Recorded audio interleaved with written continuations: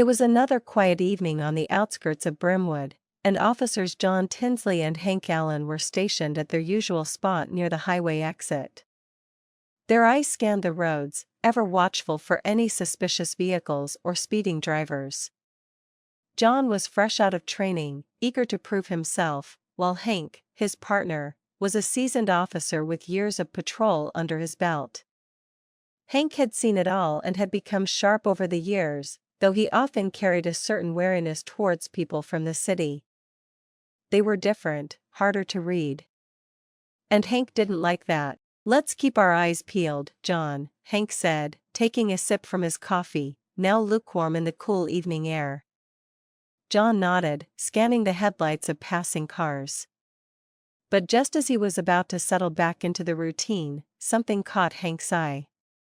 A sleek black van, approaching from the distance, looked off. Not in a criminal way, but something about it didn't sit right. "That one," Hank said, narrowing his eyes. "Pull him over." "Doesn't look right to me." John hesitated, glancing at Hank for confirmation, but he knew better than to question his senior officer. He nodded, flicking the lights on and signaling for the van to pull over. The van slowly rolled to the shoulder, its dark silhouette now looming against the fading daylight.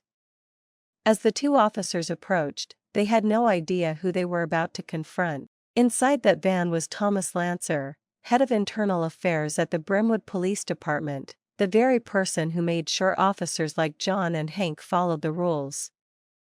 The person who could make their lives a lot harder if they stepped out of line. Thomas rolled down his window as they reached the vehicle. His face was calm, partially hidden in the dim evening light, his gaze steady. "Good evening, officers," he said, his voice measured, betraying no sign of anxiety or impatience. Hank looked at him, his suspicion evident, though he didn't recognize Thomas immediately. He wasn't sure why, but something about the man's demeanor rubbed him the wrong way. "Evening. License and registration, please," Hank said, his voice firm but lacking any warmth. Thomas complied without hesitation, handing over his documents. But as Hank took them, his expression shifted. He scanned the ID, his frown deepening slightly. He knew the name Thomas Lancer. It was a name that carried weight in their department, a name that some respected, but others resented. John leaned in, curious, his eyebrows raising. "Hank, you don't think," but Hank cut him off, unwilling to back down. "Why were you speeding, Mr. Lancer?" he demanded, even though, in reality, Thomas hadn't been speeding. It was almost as if Hank was looking for a reason, any reason, to take control of the situation. "I wasn't speeding, Officer Allen," Thomas replied smoothly, his tone polite and respectful, but with a certain undercurrent of authority that Hank could feel. "Is there a problem?" John shifted uncomfortably, sensing the growing tension between Hank and Thomas. He knew Thomas Lancer was in charge of keeping the department clean. He also knew that Hank wasn't exactly a fan of internal affairs. This wasn't going to be good. Hank, however, was stubborn. "You sure about that? Maybe we should search the car, just to be sure you're not carrying anything you shouldn't be," he said, pushing the situation further. "I wasn't speeding, Officer Allen," Thomas replied smoothly, his tone polite and respectful, but with a certain undercurrent of authority that Hank could feel. "Is there a problem?" John shifted uncomfortably, sensing the growing tension between Hank and Thomas. He knew Thomas Lancer was in charge of keeping the department clean. He also knew that Hank wasn't exactly a fan of internal affairs. This wasn't going to be good. Hank, however, was stubborn. "You sure about that? Maybe we should search the car, just to be sure you're not carrying anything you shouldn't be," he said, pushing the situation further. The air between the officers grew thicker, the tension palpable. John could feel his palms sweat. He had been on the force for only a few months, and already, things were spiraling into something he never expected. He looked at Hank, who was refusing to let go of his stance, and then at Thomas, who was still calm, almost unnervingly so. Hank didn't budge.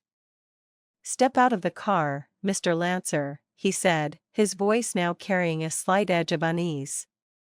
He wasn't used to being questioned, especially not by someone like Thomas Lancer. The internal affairs officers were the ones who enforced the rules, but in Hank's mind, it was his job to enforce the law on the streets. And he didn't like being told what he could and couldn't do.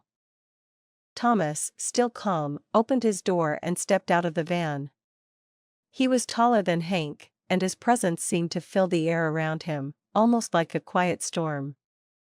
He stood straight, his face unreadable.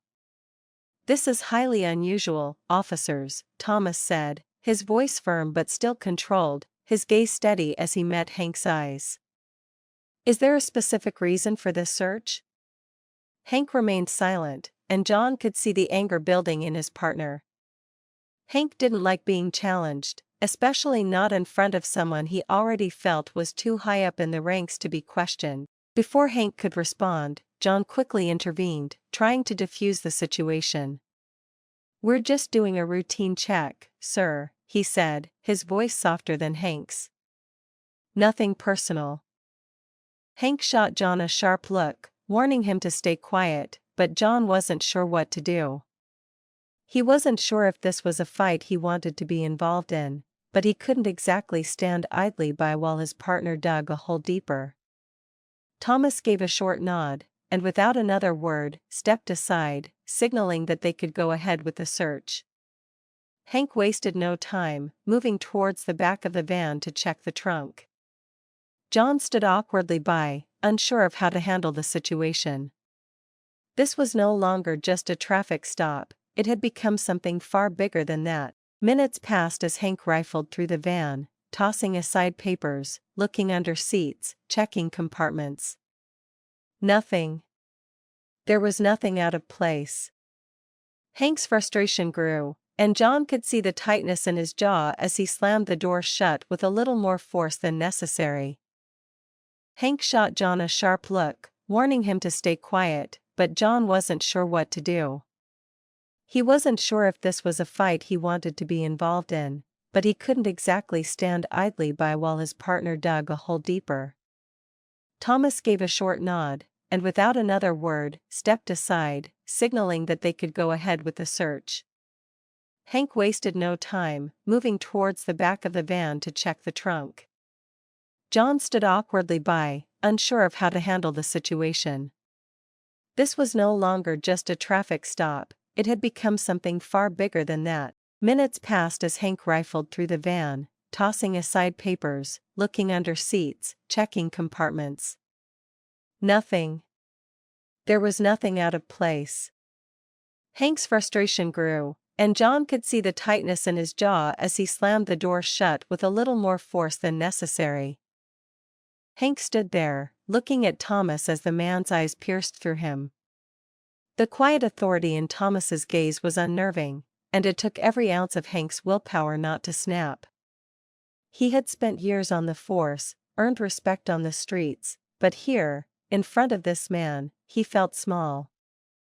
John shifted uncomfortably, his eyes darting between the two. The tension in the air was thick enough to cut with a knife. He could tell that things were spiraling out of control, but he didn't know how to stop it.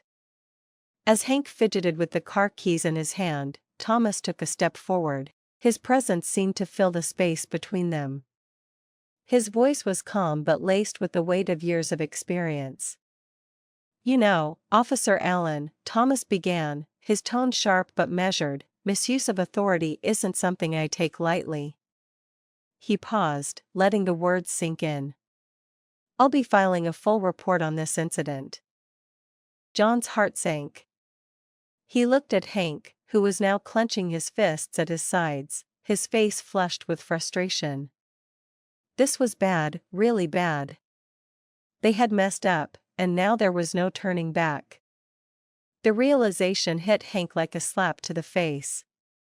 His pride had clouded his judgment, and now, he was about to pay the price. He had crossed a line he couldn't uncross, and it was all starting to unravel before him. Hank's voice was tight when he spoke, as though every word was a struggle. "I didn't mean any disrespect, Mr. Lancer," he muttered, his voice trailing off as he realized how weak the words sounded. Thomas wasn't impressed. He wasn't interested in excuses. He had seen enough of this kind of thing in his years with internal affairs to know when an officer was overstepping his bounds.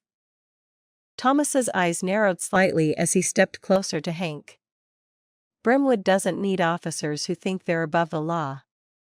And I certainly don't need officers like you enforcing it." His words were quiet, but each one landed with the force of a punch. Hank swallowed hard. His throat felt dry, and he could barely meet Thomas's gaze. The weight of the words crushed him, and the reality of his situation became painfully clear. John, sensing the severity of the situation, stepped forward, trying to salvage whatever was left. "Mr. Lancer, please," he said, his voice pleading. "We were just doing our job. There's no harm meant." He glanced nervously at Hank, who was still standing there, staring at the ground, lost in his thoughts. John knew it was futile, but he couldn't just stand there and do nothing. Thomas turned his gaze to John, his expression softening ever so slightly. "John, you're new," he said, his voice almost kind. "I can see that you tried to do the right thing, and I'll make sure that goes into the report. But Officer Allen here," he paused, looking at Hank with a critical eye, "well, that's another story." Hank's heart sank further. He had hoped for a chance to explain himself, but Thomas wasn't giving him that luxury. His pride had already cost him, and now his career might be in jeopardy. As Thomas turned to leave, he added one final piece of advice. "Next time, officers, think twice before you pull someone over without cause. Justice isn't just a word, it's what holds us all to account." His voice was firm, carrying the weight of his position, and Hank knew that this was the end of the road for him. The van's engine hummed to life as Thomas drove off, leaving the two officers standing in the middle of the empty highway. The silence was deafening. Hank was still processing what had just happened. He stood frozen, his mind racing. This wasn't just about a routine traffic stop anymore. This was a lesson, a painful, humbling lesson. He had abused his power, and now, he was going to have to live with the consequences. John stood beside him, unsure of what to say. The weight of the situation was pressing on him as well. He had witnessed the entire ordeal, and he knew that things were going to change for both of them. But for now, there was nothing left to do but stand there in silence, letting the lesson sink in. As the van disappeared into the distance, the lights from the police car flickered faintly in the rearview mirror. For the first time in a long while, Hank felt like he didn't belong behind the badge.